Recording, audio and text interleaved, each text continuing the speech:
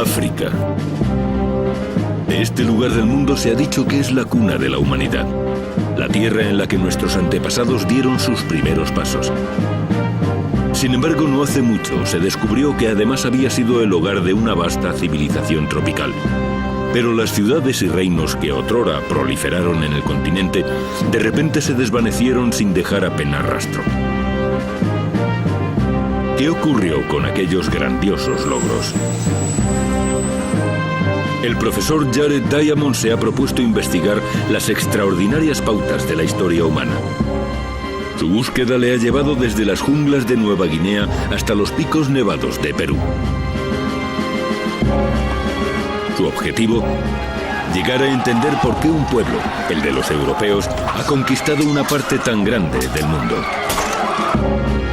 Diamond sostiene que los orígenes del triunfo europeo se remontan a miles de años atrás y radican en el poder que confiere la geografía. La geografía otorgó a los europeos los cultivos y animales más productivos del planeta, que a su vez les permitieron desarrollar armas, gérmenes y acero. Tres extraordinarias fuerzas de conquista que han modelado la historia de la humanidad. Ahora Diamond está a punto de iniciar la última etapa de su búsqueda para descubrir qué sucedió cuando las armas, los gérmenes y el acero llegaron a África. Y para preguntarse a sí mismo qué función siguen desempeñando dichos elementos hoy en día. Pero el viaje que va a emprender no solo cuestionará simples teorías, también pondrá a prueba al hombre.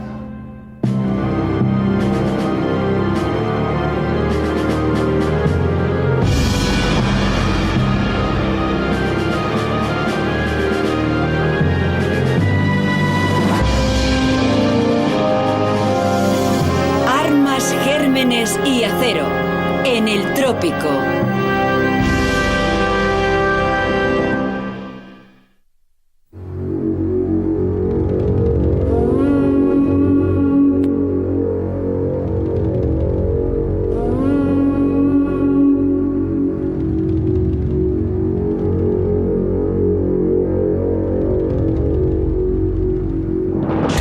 Esta locomotora de vapor de la serie D-19 de South African Railways, el ferrocarril sudafricano, construida en Glasgow, Escocia, en 1932, es un testamento de la tecnología y los logros del hombre. Un instrumento creado para abrir un camino a través de un continente. Un símbolo duradero del triunfo de las armas, los gérmenes y el acero europeos.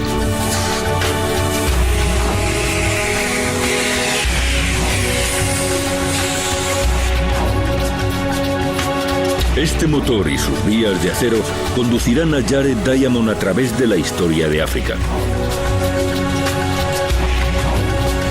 Una historia que tiene sus raíces en la ambición y la codicia de los pueblos europeos que trascendieron los límites de sus tierras en su intento de conquistar el planeta.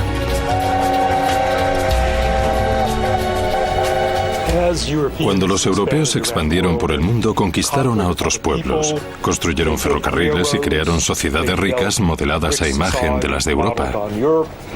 Lo hicieron con éxito en Norteamérica, Sudamérica y Australia. Por eso, cuando llegaron a África, parecía que el proceso se repetiría una vez más. Sin embargo, África sería diferente. Era un lugar de peligros y secretos ocultos que aquellos invasores extranjeros eran incapaces de percibir. Los primeros colonos europeos llegaron al sur de África a mediados del siglo XVII. Desembarcaron en el Cabo de Buena Esperanza, situado en el extremo más meridional del continente, y rápidamente se establecieron en aquellas nuevas tierras. Levantaron granjas, plantaron trigo y cebada, y comenzaron a criar ganado vacuno y ovejas. Quizás les parezca extraño, pero prácticas agrícolas básicas como esas constituyen la base de mi teoría respecto a las armas, los gérmenes y el acero. Mi investigación comenzó hace más de 30 años en un viaje a Papúa Nueva Guinea. Fue entonces cuando empecé a tratar de entender por qué aquella gente vivía de una forma tan distinta a como lo hacen los europeos y los norteamericanos. Pronto comprendí que aquella situación era fruto en primera instancia de la dependencia de la agricultura. Los habitantes de Nueva Guinea disponían de un reducido número de productos autóctonos que podían cultivar y carecían de animales de granja nativos. En cambio, ya hace 10.000 años mis ancestros fueron bendecidos con una abundancia de plantas y animales domésticos. Con el paso de los siglos, esa circunstancia les confirió una considerable ventaja que les permitió crear ciudades, naciones e incluso colonias fuera de sus fronteras.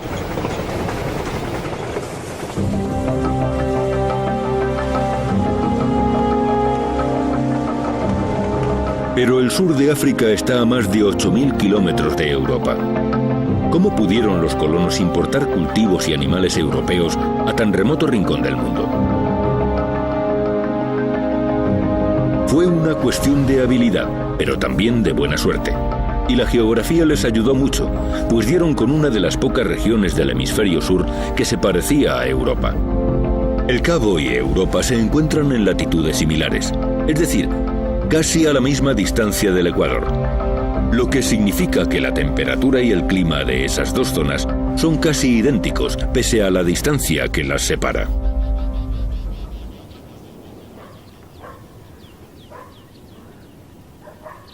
Los europeos pudieron establecer prósperos asentamientos y explotaciones agrícolas, propiedades que ahora poseen sus descendientes, gente como Empes Dutoit.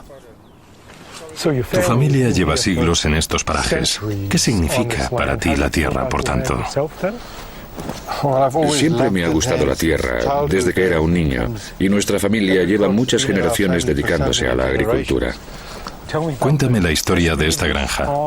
Las tierras se ocuparon en 1683, tan solo un par de años después de que los primeros colonos llegaran a El Cabo. Sin embargo, los colonos como Dutoit sabían que aquellos territorios no estaban deshabitados.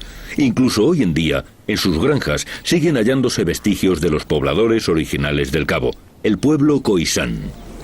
Esta pieza es muy interesante. ¿Sí? Procede de la Edad de Piedra. Antes de que los colonos ocuparan estas tierras en 1683, lo más probable es que aquí viviera el pueblo Khoisan. Y estas eran las herramientas que utilizaban para raspar las pieles cuando las curtían. Es fantástica. Observa lo fácil que es manejarla y lo bien que se adapta a la mano. Sí. Al llegar, los europeos expulsaron a estos pueblos nativos de sus tierras.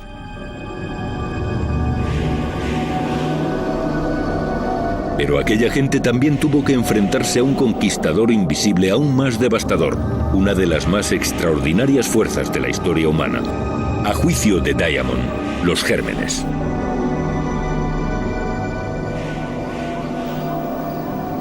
Cuando comprendí la importancia de la labranza de las tierras, descubrí para mi sorpresa las armas, los gérmenes y el acero. Los animales domesticados otorgaron a los europeos una cierta ventaja de la que no eran en absoluto conscientes. Viviendo cerca de su ganado se infectaron con una serie de virus y gérmenes de esos animales que evolucionaron hasta convertirse en enfermedades de humanos. Tras siglos de exposición a estos agentes infecciosos, los europeos lograron desarrollar una cierta resistencia a dichas enfermedades. Pero al desplegarse por el mundo, encontraron pueblos que no disfrutaban de la misma protección y que sucumbieron a letales brotes infecciosos, principalmente de viruela. En el continente americano, millones de nativos murieron a causa de esta enfermedad. Y aquí, en El Cabo, la viruela ocasionó idénticos estragos entre los pueblos Khoisan.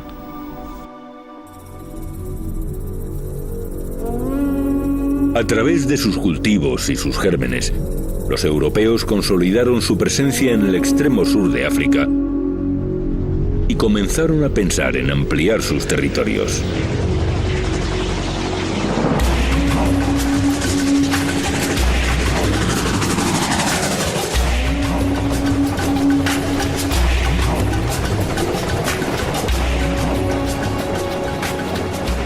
En la década de 1830, se puso en marcha una nueva oleada de expansión colonial. En esta ocasión eran colonos holandeses que emigraban hacia el interior africano, siguiendo la pauta de lo que había ocurrido durante la colonización europea de Norteamérica y Australia. En el transcurso de la década de 1830, miles de granjeros holandeses reunieron a sus familias, cargaron sus posesiones en carromatos y abandonaron el cabo en busca de nuevas tierras en las que establecerse. Aquellos pioneros se denominaban a sí mismos voortrekkers y blandían en sus manos otro agente clave para la conquista europea: las armas de fuego. Esta pieza es un rifle que se carga por el cañón, la típica arma que cualquier voortrekker llevaría en su carromato. A los boers les gustaba mucho. Podían recargarla y disparar mientras montaban a caballo. Los descendientes de los voortrekkers siguen mostrando una gran admiración por esos rifles. Cualquier hombre sano y fuerte tenía al menos 2 de estos rifles tan especiales. En aquel momento, seguramente de ellos dependía la vida de sus dueños. En el fondo, todo dependía de estas armas. Cazaban con ellas y también las utilizaban para protegerse. Formaban parte del hombre. Entonces era muy raro que alguien no empuñara un arma. Sí. Sí. Las armas y el acero del que están hechas fueron las 2 últimas grandes prerrogativas que los europeos llevaron consigo por todo el planeta.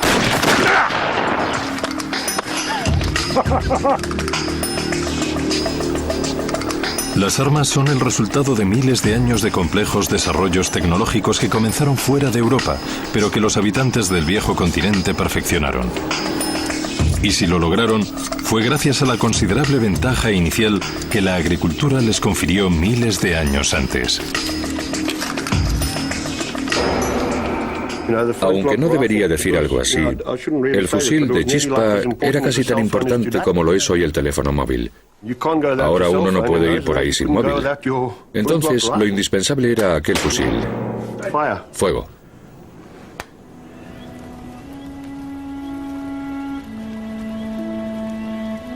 Seguramente por el hecho de ir armados, los colonos europeos creyeron poder superar cualquier obstáculo en su avance hacia el interior del continente africano.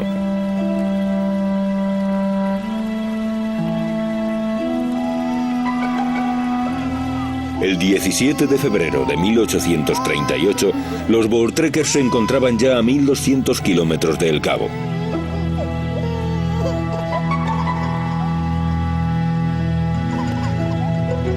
Pero estaban internándose en un territorio extraño e inexplorado.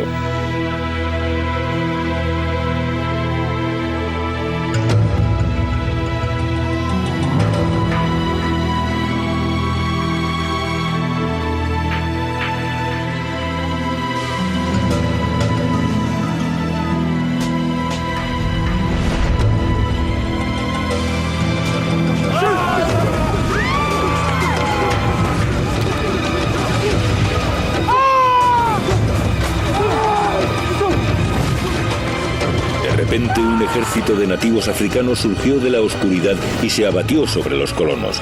Estos apenas tuvieron tiempo de efectuar un solo disparo con sus rifles antes de verse completamente superados.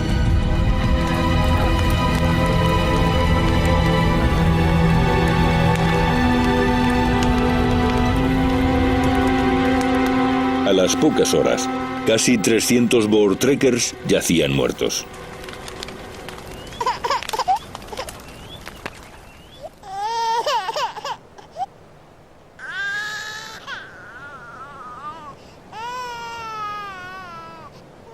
Sus enemigos habían atacado sin piedad, matando indistintamente a hombres, mujeres y niños.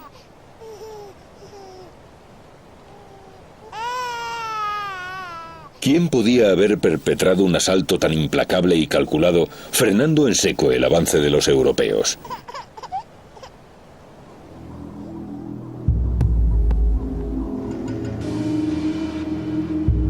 Lo cierto era que los Voortrekkers habían traspasado los límites de un próspero reino africano cuyos pobladores nada tenían que ver con los Khoisan del Cabo.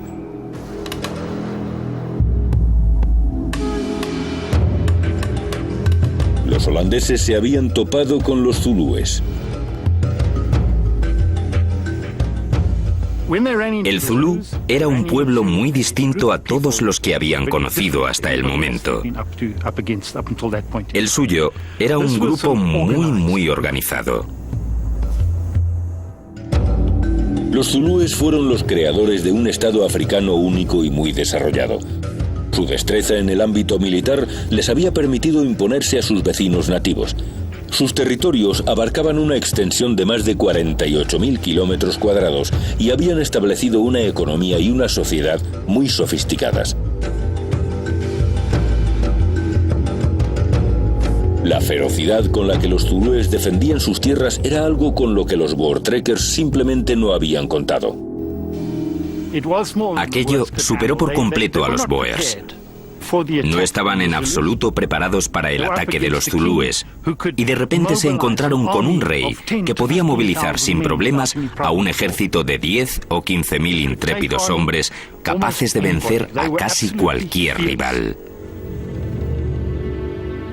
Los zulúes sorprendieron a los Voortrekkers con la guardia bajada y los aplastaron. ¿Significaba aquella derrota que los europeos y el poder que les conferían las armas, los gérmenes y el acero habían encontrado la horma de su zapato en África?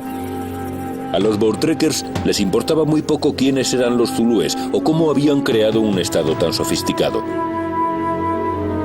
Querían enfrentarse a ellos, así que reunieron sus dispersas fuerzas tras un gran círculo formado por varios carromatos y se prepararon para la batalla.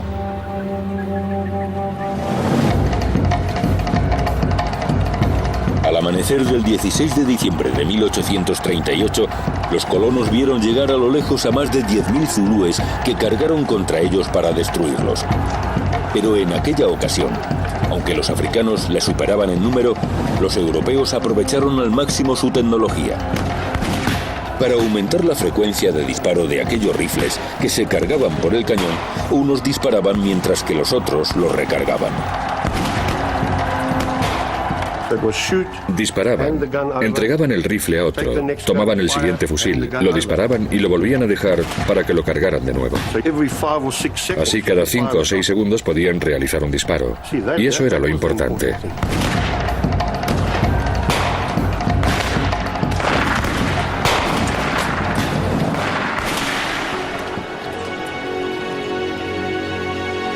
En aquella ocasión ni un solo zulú logró acercarse a 10 pasos del campamento. Los Boers los masacraron.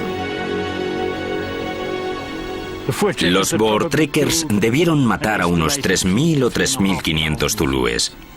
En cambio, en sus filas tan solo hubo 3 heridos. Aquel conflicto llegó a conocerse como la Batalla de Blood River o del Río Sangriento. Los zulúes fueron derrotados. Las armas, los gérmenes y el acero prevalecieron.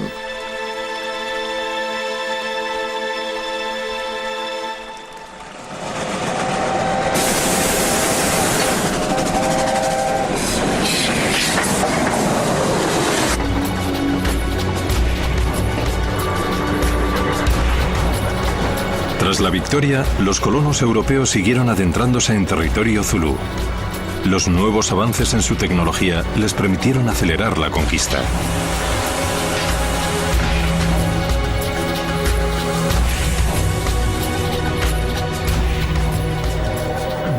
El ferrocarril fue un instrumento clave para el proceso. Los trenes podían transportar a grandes distancias a muchas personas junto con sus pertrechos. Por ese motivo, los europeos comenzaron a construir ferrocarriles en África para desplazarse hasta el interior llevando consigo todas las provisiones necesarias.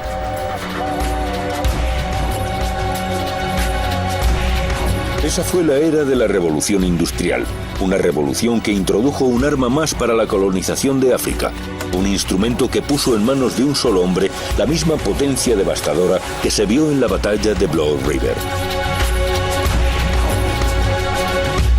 Esto es una ametralladora Maxim. Y lo que la convierte en un arma tan letal es que, a diferencia de los fusiles de un solo tiro que se utilizaron en épocas anteriores, la Maxim podía disparar de forma continua hasta 500 veces en un minuto. Tenía una potencia de fuego equivalente a la de aproximadamente 100 hombres de una compañía con armas monotiro. En su avance hacia el interior de África, los europeos encontraron otras tribus, algunas tan hostiles a la invasión como los zulúes. Sin embargo, pueblos como el Matabele simplemente no tenían respuesta para la primera arma totalmente automática del mundo. El conflicto Matabele de octubre de 1893 tan solo duró unas horas.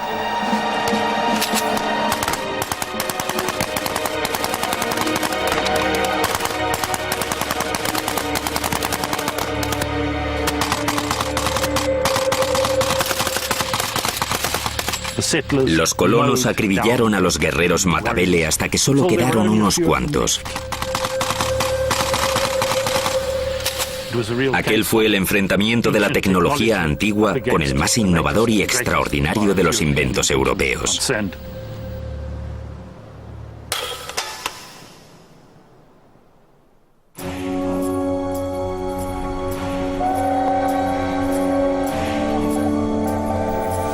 Al parecer, una nueva era estaba a punto de ver la luz. Los europeos se abrían camino por el interior de África, conquistando a una tribu tras otra e instalándose donde les placía. Las armas, los gérmenes y el acero habían triunfado. Sin embargo, pronto aquellos colonos tendrían que verse las caras con un enemigo completamente nuevo. Uno que antaño fuera su mayor aliado, la geografía.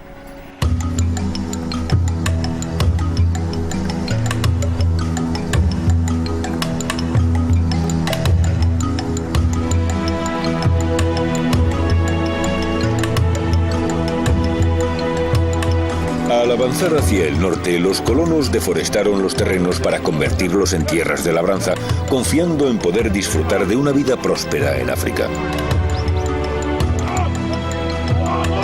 Pero de repente, las cosas empezaron a torcerse, y llegó un momento en que les era imposible arar la tierra.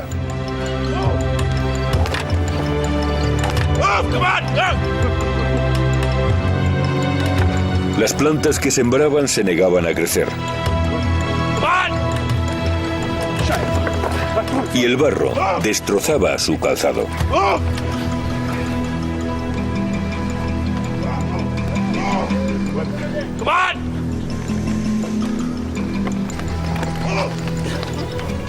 Y aquello tan solo era el principio.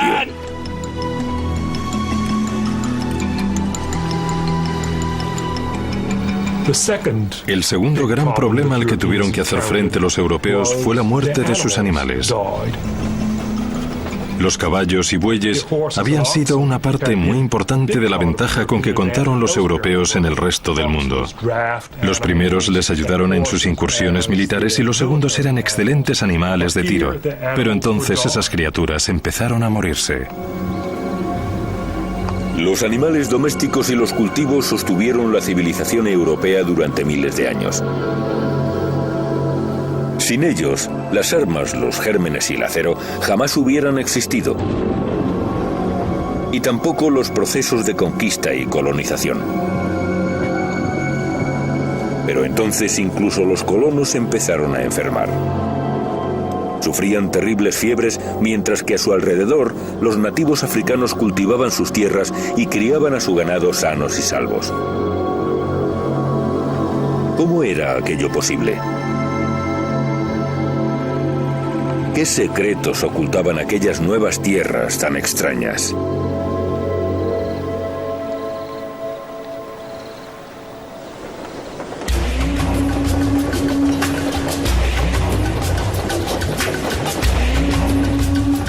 Todas las ideas que se derivan de la teoría de las armas, los gérmenes y el acero son fruto de la comprensión de la geografía, factor que explica el fracaso de los europeos en su nuevo proyecto. Los cultivos europeos habían prosperado en el Cabo porque al encontrarse en una latitud similar, las condiciones en esa región eran un reflejo de las que se daban en el mundo europeo. Pero a medida que avanzaban hacia el norte y se adentraban en el continente africano, los colonos se iban acercando al Ecuador. Unos 23 grados al sur de este paralelo, cerca del río Limpopo, atravesaron una frontera geográfica conocida como Trópico de Capricornio. Así dejaron atrás ese clima europeo que también conocían para internarse en un mundo totalmente distinto, el de los trópicos.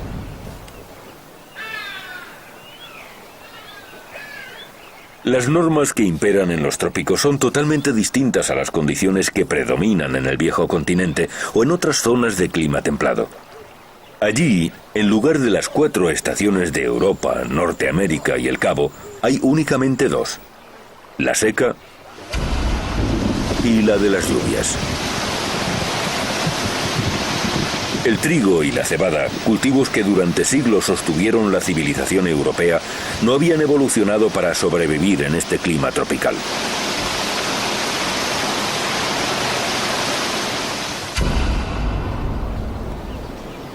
Y sin embargo, los nativos africanos, los zulúes, los matabele y todas las tribus con las que los colonos se cruzaron dependían tanto de la agricultura como los europeos. ¿Cómo lograban ellos triunfar allí donde los colonos fracasaban?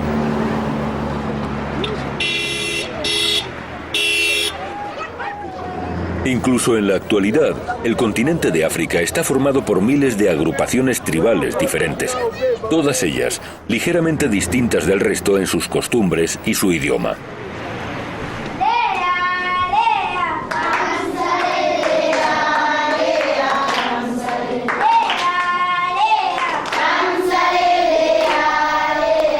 Tamaña diversidad obliga a la mayoría de los africanos a dominar más de una lengua, habilidad que adquieren a una edad muy temprana.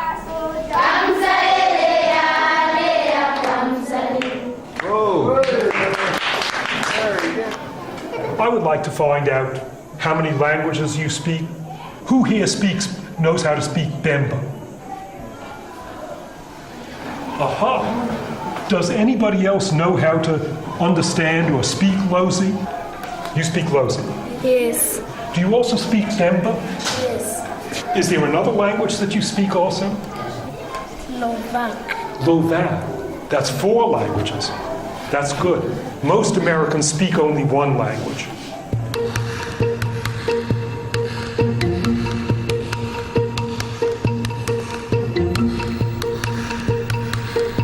No necesité un largo contacto con esas diversas lenguas para empezar a darme cuenta de algo sorprendente.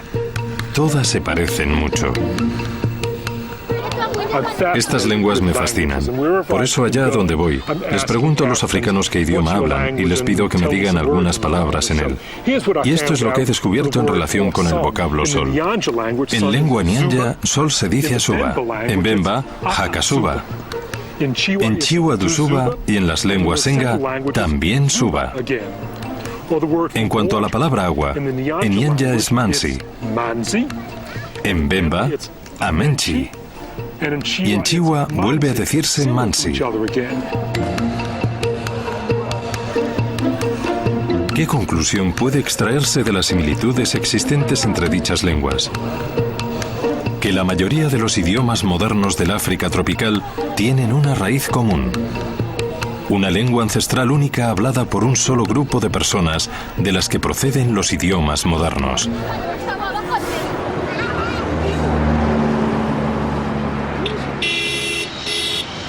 Efectuando un análisis lingüístico, se ha conseguido identificar una familia de lenguas conocida como bantú, que tiene sus orígenes en el África tropical occidental. Hace unos 5.000 años, los primeros hablantes de bantú comenzaron a dispersarse por nuevas tierras, llevando consigo sus cultivos, sus animales y su lengua. Con los siglos, la cultura bantú evolucionó y se diversificó en cientos de tribus que se expandieron por toda la región tropical de África.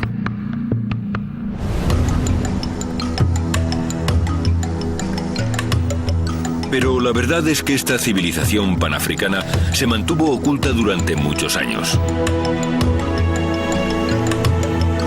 La doctora Alex Skeman está realizando excavaciones en un yacimiento arqueológico a orillas del río Limpopo. Este lugar, conocido como Mapungubwe, el hogar del chacal, constituyó el núcleo de un reino similar a los de las primeras civilizaciones europeas.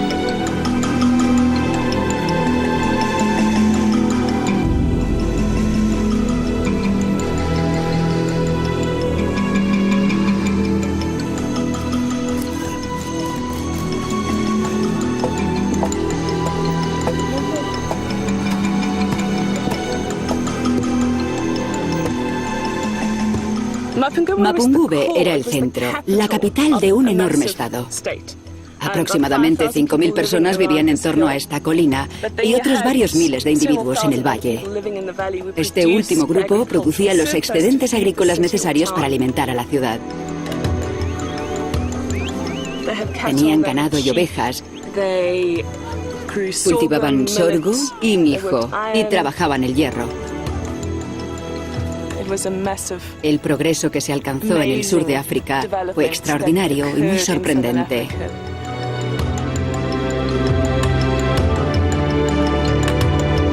Además, aquel no era un estado aislado. Formaba parte de una red económica mucho mayor que se había extendido por todo el sur de África y más allá de sus fronteras. Estos son cuentas de Mapungubwe. Tienen un precioso color azul, son de cristal y proceden de la costa del Océano Índico. Gracias a ellas, sabemos que Mapungubwe formaba parte de una red de comercio internacional que comunicaba este asentamiento con la costa. Los africanos de aquel periodo consiguieron una hazaña increíble, organizar una red comercial muy compleja que llegaba hasta el norte de Botsuana y que les permitía traer material desde allí y transportarlo hasta la costa del Océano Índico.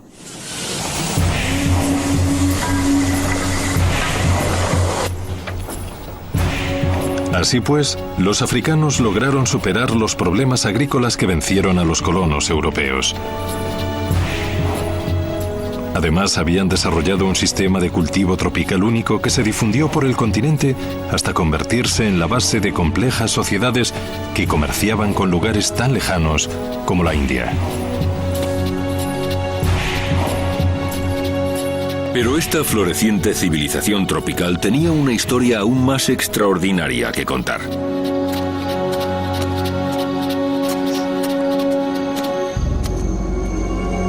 Tan pronto como pasaron a la zona de los trópicos, los europeos y sus animales importados empezaron a sucumbir a una terrible enfermedad. Las fiebres causaban estragos entre su población. Sin embargo, los nativos africanos apenas se veían afectados por aquellos síntomas. Muchos de ellos incluso lograron sobrevivir a la más letal de las armas europeas: la viruela, la enfermedad que arrasara las poblaciones nativas de América del Norte y del Sur y al pueblo Khoisan de El Cabo.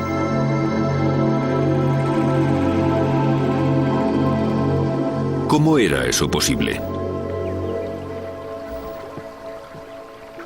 Diamond cree que todo se reduce a una mera cuestión geográfica. Muchas de las enfermedades que mataban a los colonos y a sus animales europeos eran endémicas del mundo tropical. Por eso nunca antes se habían topado con ellas.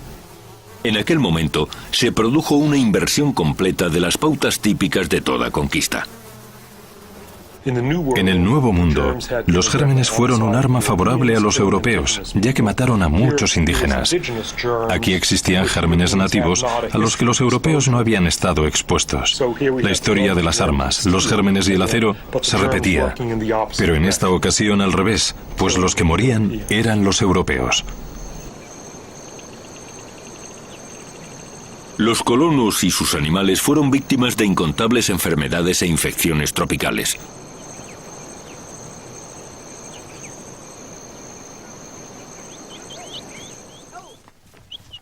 El ganado africano, en cambio, había desarrollado a lo largo de miles de años una resistencia a muchos de esos gérmenes tropicales. Dichos animales también podrían explicar por qué la viruela no causó los mismos estragos entre los africanos que habitaban en los trópicos y el pueblo Khoisan del Cabo. Hace siglos el virus de la viruela saltó del ganado al hombre, y ahora los expertos creen que pudo originarse en el África tropical. Sin lugar a dudas, los africanos conocían la enfermedad e incluso crearon métodos de vacunación que les hacían inmunes a ella de por vida. Pero había mucho más. Los africanos nativos también habían desarrollado anticuerpos contra una de las enfermedades más virulentas del mundo: la malaria, de la que es portador el humilde mosquito. Era la dolencia que estaba acabando con los colonos europeos.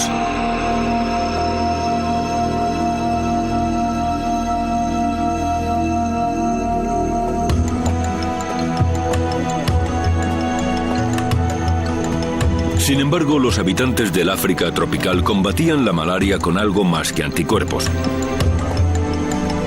Toda su civilización había evolucionado para ayudarles a evitar la infección en primera instancia. Solían establecerse en puntos elevados o secos, lejos de las áreas húmedas y llenas de agua en las que crían los mosquitos. Y viviendo en comunidades relativamente pequeñas y dispersas por vastas áreas, minimizaban el grado de transmisión de la enfermedad. El suyo fue un logro extraordinario.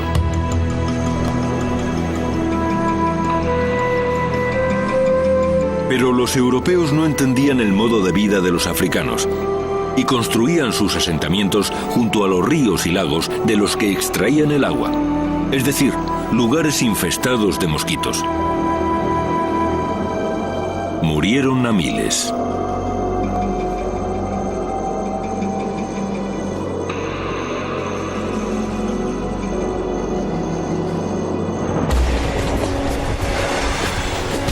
Daba la impresión de que los trópicos habían vencido a las armas, gérmenes y acero europeos, y que la victoria en esta ocasión era para los africanos. Habían desarrollado una civilización compleja acorde al mundo tropical, una civilización que se dispersó por el continente en una vasta diáspora cultural.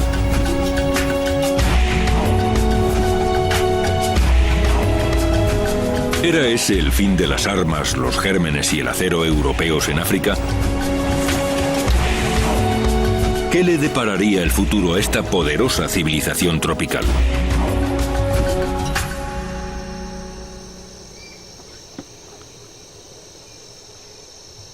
Los europeos habían fracasado en su intento de colonizar las tierras africanas.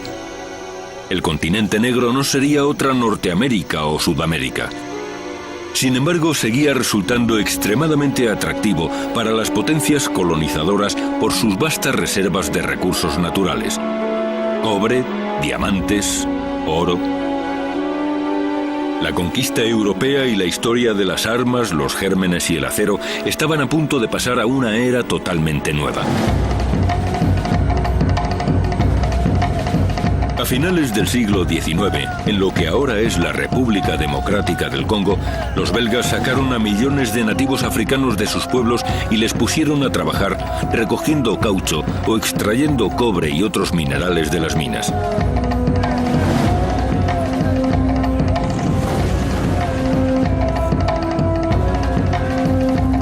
Tras desalojarlos, incluso quemaron sus casas, reduciendo a polvo y cenizas su civilización tropical milenaria. Pocos colonizadores fueron tan brutales como los belgas, pero por todo el continente millones de africanos se vieron empujados a abandonar una forma de vida perfectamente adaptada a los trópicos para convertirse en la mano de obra de los europeos. Para enviar las riquezas naturales de África a Europa, los colonizadores recurrieron a la tecnología y construyeron ferrocarriles aún más extraordinarios. Más de medio siglo después, y gracias al trabajo de decenas de miles de personas, las vías de resplandeciente acero atravesaban el continente desde el Cabo hasta el corazón de los trópicos.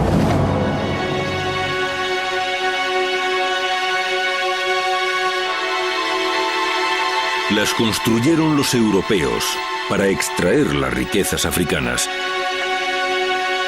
sobre las ruinas de la civilización africana.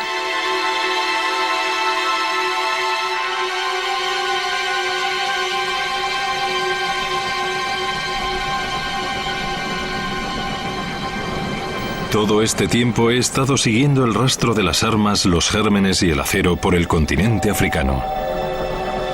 E incluso este tren y los raíles sobre los que se desliza son elementos fundamentales en mi historia.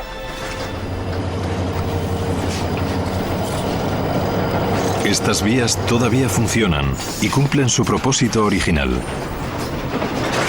Los trenes llevan desde los países modernos de Zambia y el Congo toneladas de cobre y otros minerales hasta el extremo sur de África. Pero este ya no es un continente de colonias. Sus naciones son libres e independientes.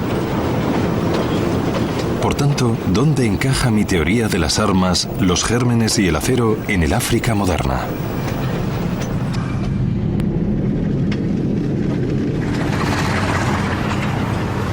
Ndola, al norte de Zambia. Aquí termina el viaje en tren de Jared Diamond. En el vecino Congo se libra una guerra civil que hace muy peligroso recorrer los últimos kilómetros de estas vías. Pero incluso aquí se aprecia con total claridad la realidad del África contemporánea.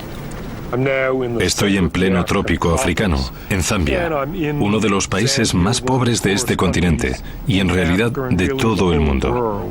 La renta media anual aquí es de varios cientos de dólares y la esperanza de vida media de un zambiano de 35 años. Así que según esa medida, yo casi he vivido 2 vidas. Esto es lo que se me pasa por la cabeza estando aquí. ¿Qué pueden contarnos la historia, la geografía y las armas, los gérmenes y el acero que nos ayude a comprender la complicada situación por la que atraviesa Zambia en estos momentos?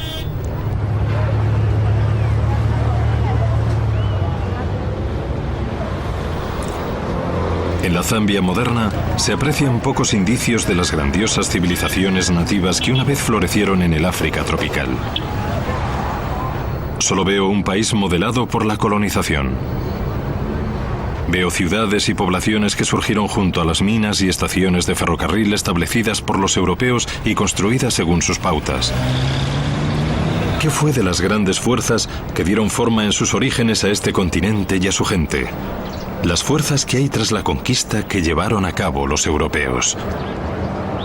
¿Qué lugar ocupan las armas, los gérmenes y el acero en el África moderna? En Zambia, la malaria es endémica. Es el principal problema sanitario público del país y afecta especialmente a los niños. De hecho, aproximadamente el 45% de los pequeños que acuden a las consultas externas del hospital están enfermos de malaria. Los gérmenes, una de las más grandiosas fuerzas de la historia según Diamond, siguen teniendo una gran repercusión en la Zambia moderna.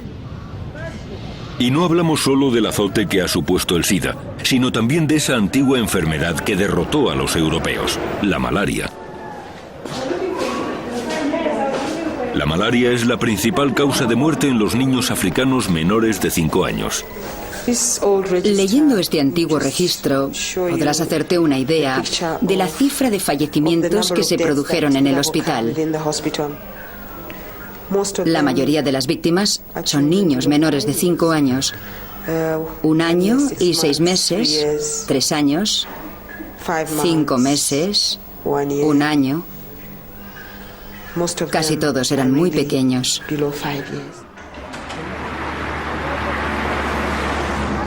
Hubo un tiempo en que los habitantes del África tropical moraban en asentamientos dispersados por extensas áreas, lo que minimizaba la difusión de la malaria. Pero ahora viven en ciudades y localidades con una elevada densidad de población y la tasa de infección se ha incrementado de forma considerable. Los gérmenes son uno de los mayores problemas que afronta el país. Indudablemente, la malaria tiene una enorme repercusión económica en nuestro país, porque, como ya sabrás, la padecen muchos niños. Si, por ejemplo, las madres de los pequeños ingresados en este pabellón estuvieran trabajando en lugar de tener que permanecer aquí, la productividad del país aumentaría de forma notable. Eminentes economistas han calculado que el crecimiento negativo del 1% que se viene registrando todos los años en África durante el último medio siglo puede atribuirse enteramente a la malaria. La inmunidad y los anticuerpos que los africanos desarrollaran durante miles de años para defenderse de la malaria ya no les brindan la suficiente protección. Las cepas de la enfermedad están mutando y los medicamentos tradicionales cada vez resultan menos efectivos. En las temporadas donde el riesgo de contraer la malaria es mayor, hasta 7 niños mueren al día en este hospital. Tú ya estás acostumbrada a esto, pero yo no. ¿Qué opinas de tu trabajo en Zambia cuando ves escenas como estas? Para ser sincera contigo, Jared, yo no diría que me he acostumbrado a esto, porque no creo que nadie pueda acostumbrarse a la enfermedad y a la muerte, especialmente cuando las víctimas son personas a las que amamos y que forman parte de nosotros. Es un problema de tal magnitud que desearíamos hacer cuanto estuviera en nuestra mano para solucionarlo.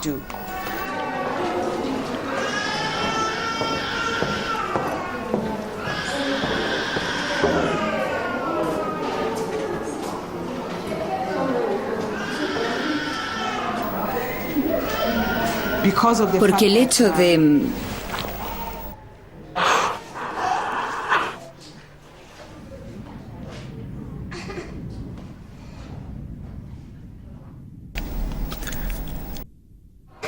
Existe una diferencia entre comprender algo de forma intelectual y experimentarlo en primera persona. En mi libro, los gérmenes son una de las 3 principales fuerzas de la historia, pero hablo de ellos de forma impersonal. Esto es diferente y me afecta mucho estar en un lugar donde los gérmenes se encuentran en acción.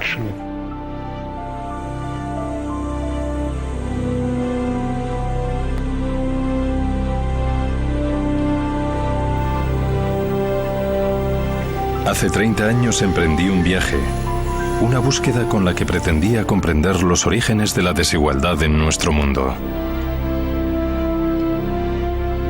Descubrí que esta historia se remontaba a los albores de la civilización y que se basaba en la geografía de nuestro planeta. Cuando los humanos empezaron a domesticar los cultivos, una pequeña zona del mundo tuvo la suerte de disponer de las mejores tierras, productos y animales, lo que brindó una ventaja única a un determinado grupo de personas. Los europeos perfeccionaron las armas y el acero. Desarrollaron letales gérmenes y enfermedades, y luego emplearon dichos instrumentos para conquistar continentes y amasar extraordinarias riquezas. Mi conclusión es que la geografía y las armas, los gérmenes y el acero, han sido las fuerzas más poderosas que han dado forma a la historia de nuestro mundo.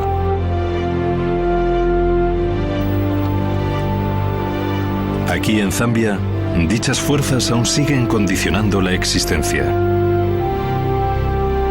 Los gérmenes tropicales causan estragos en este país y su gente, y les condenan a vivir en la pobreza.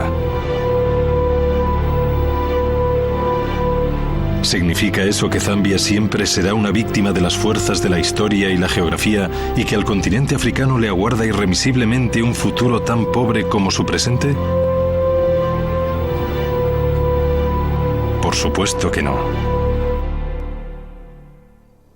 En mi opinión, de todo esto podemos sacar una conclusión esperanzadora totalmente opuesta a las opiniones deterministas de quienes sostienen, por ejemplo, que hay que olvidarse de África y de las áreas subdesarrolladas. Partiendo de los datos que tenemos, existen razones que explican por qué distintas partes del mundo terminaron siendo así, y comprendiendo dichos motivos, podemos utilizar esos conocimientos para ayudar a los lugares históricamente en desventaja. Malasia y Singapur se cuentan entre las economías más ricas y dinámicas del mundo. Como los africanos, son países tropicales, con los mismos problemas geográficos y sanitarios, con la misma malaria endémica. Pero ambos se transformaron adquiriendo un gran conocimiento de su entorno. Hace 50 años estos países comprendieron que la geografía y los gérmenes podrían representar un gran obstáculo para su desarrollo. Y mediante un esfuerzo conjunto, consiguieron erradicar la malaria casi por completo de sus tierras, transformando así sus economías y su modo de vida.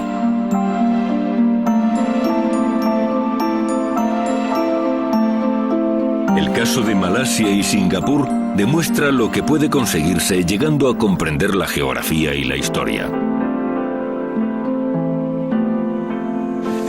Las explicaciones nos dan poder, el poder de cambiar. Nos cuentan lo que sucedió en el pasado y por qué, y podemos utilizar esos datos para que en el futuro las cosas sean distintas. El gobierno de Zambia está de acuerdo con esta opinión y ha establecido un proyecto de alcance nacional para tratar de erradicar la malaria del país, al igual que hicieron Malasia y Singapur. Nuevos medicamentos, incluso una posible vacuna, les ofrece cada vez más posibilidades de éxito. Controlando la malaria, podríamos mejorar el bienestar de la gente, lo cual supondría un incremento de la productividad, que a su vez nos convertiría en una nación rica, porque de ese modo la gente no solo tendría suficiente comida, sino también suficiente tiempo para hacer esas cosas con las que el ser humano se siente completo y realizado y que le permiten llevar una vida satisfactoria y plena.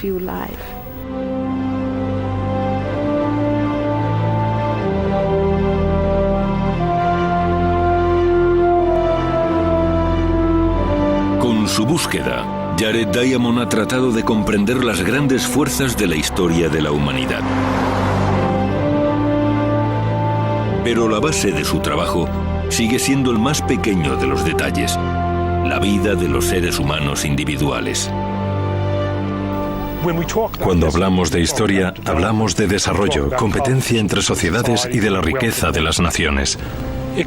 Quizás parezca algo muy intelectual, pero aquí en África todo eso tiene un rostro humano.